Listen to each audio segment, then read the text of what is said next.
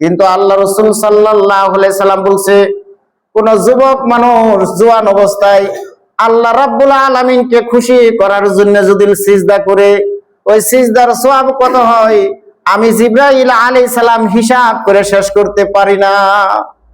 ওই জন্যই কিয়ামতের দিন, ভয়ঙ্কর কিয়ামতের দিন, যেদিন মানুষের মাথার উপরে সূর্য হবে, ওই সূর্যের পাওয়ারে তো হবো, এই সূর্যের পাওয়ারে মানুষের মাথার মস্তক গুলে যেরকম নাকি মোমবাতি ধরাইলে যেরকম গলে, মস্তক এরকম গলে গলে গলে গলে কান্দে নাক দে বাইরে, ওই দিন যুবক রে আল্লাহ রাব্বুল আলামিন আল্লাহর আরশের ছায়ার নিচে জায়গা দিব।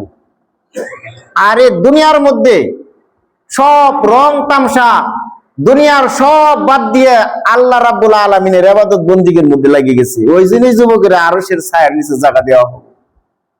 আর আমরা সারা জীবন আমরা সব করলাম, কিন্তু আজকে যদি আপনার আমার মওত হয়, আজকে কন্ত দেখি আমার সাথে কি যাব?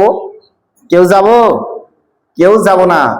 ওই জন্যই এই দুনিয়া থাকতে আমরা কিছু আল্লাহর সাথে সম্পর্ক দুনিয়া থেকে করে যাই। আরে মানুষ যে মরে যায়, মরা লাশটা নিয়ে কবরে নামায় কো বিসমিল্লাহি ওয়া আলা মিল্লাতি রাসূলিল্লাহ।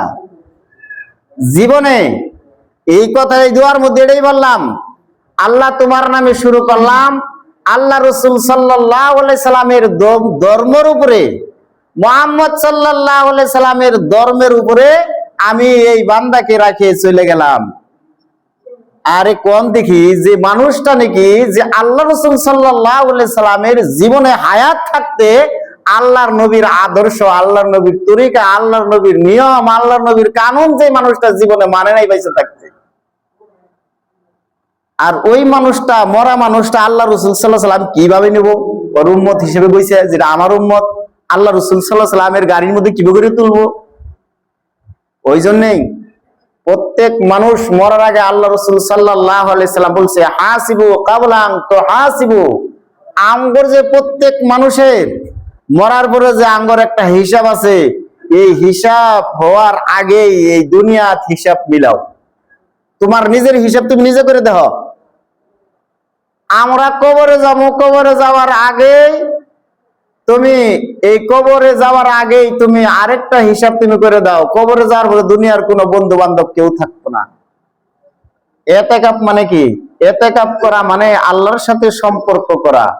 দুনিয়ার মধ্যে মানুষ যত নফল ইবাদত বন্দেগী করবো, আল্লাহর সাথে তত সম্পর্ক বেশি হবো। যত নফল ইবাদত আছে, সব থেকে শ্রেষ্ঠ নফল ইবাদত হইলো আল্লাহর সাথে সম্পর্ক করার জন্য, আল্লাহর নৈকট্য লাভ করার জন্য একটা সম্পর্ক হলো ইতিকাফ। ইতিকাফ মানে কি?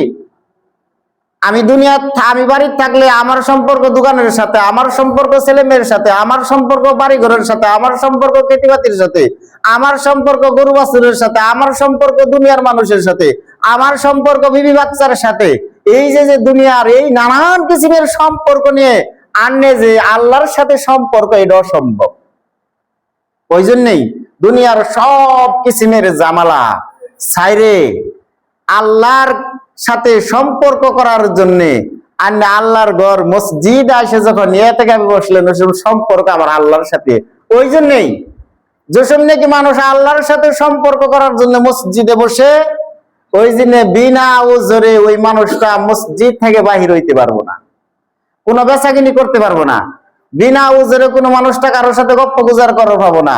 কোনো মানুষটা এমনি যায় বাইরে যায় বসে থাকতে পারবো না, এমনি যায় কোনো মানে মোবাইলের মধ্যে বা কোনো ধরনের ওই আড্ডা দিতে ওই পারবো না, কারণ ওর সম্পর্ক হয়েছে আল্লাহর সাথে, দুনিয়ার কোনো মানুষের সাথে সম্পর্ক না। এই সম্পর্কটা যদি দুনিয়া থেকে যদি আপনি আমি যদি করে নিয়ে যাইতে পারি, যেসব নাকি আপনার আমার মৌতের পরে, কবরে আসার পরে দুনিয়ার কোনো মানুষের সাথে সম্পর্ক থাকবো না, ওই দিন আপনার আমার সম্পর্ক আল্লাহর সাথে থাকবে।